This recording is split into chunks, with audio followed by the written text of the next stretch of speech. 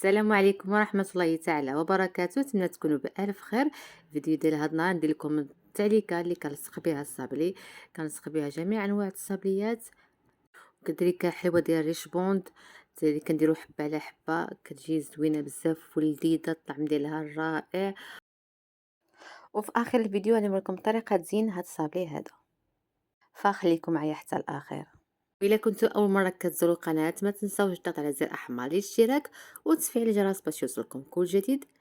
نبداو على بركه الله. بالنسبه للمقادير ديال التعليقه، غادي نخدم بالميزان وفي نفس الوقت نقول لكم مقادير بالمعلقه.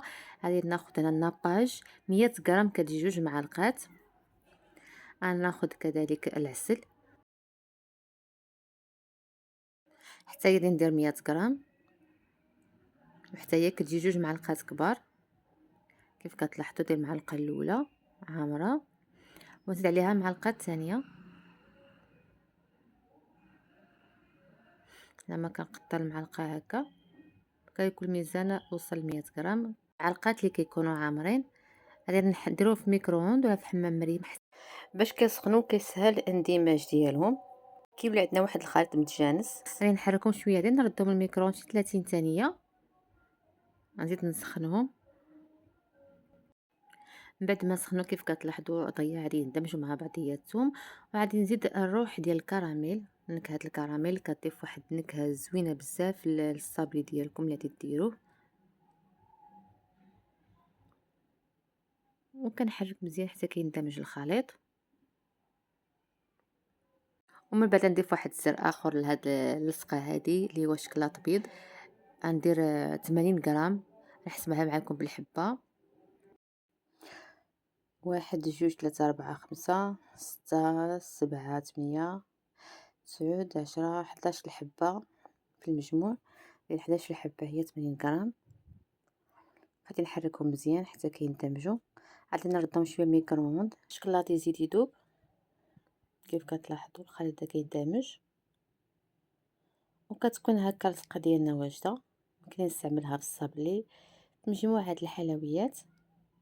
بالنسبه للصابلي انا خدمته هكا دوائر، درتهم هكا رقيقين، ماشي رقاقين بزاف، بهذا السمك هذا. وغادي نلصقهم، ندير وحده فوق وحده، وغادي نلصقهم بهاد التعليكه اللي درت.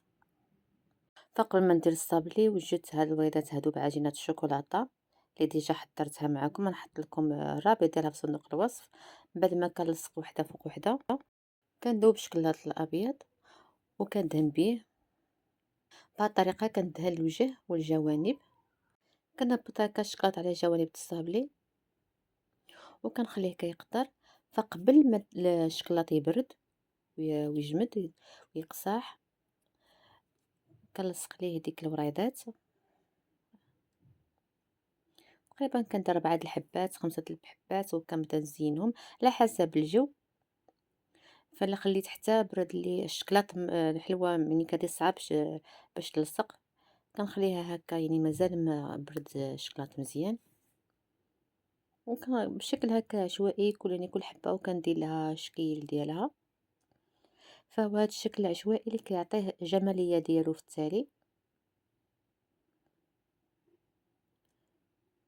كنزين هادو من بعد كنكمل الشيء الاخر. كيف كتلاحظوا هذه هي النتيجه الاخيره، الشكل النهائي. وكيجي لذيذ بزاف.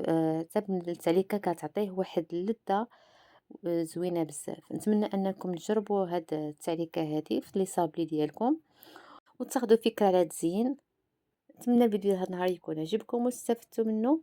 الا كنتوا اول مره كتشاهدوا القناه ما تنساوش تضغطوا على زر الاحمر للاشتراك وتفعلوا الجرس باش يوصلكم كل جديد، وتبارطاجيو الفيديو مع الاهل والاصدقاء باش تعم الفائده. والى فيديو اخر ان شاء الله. خليتكم بالف خير.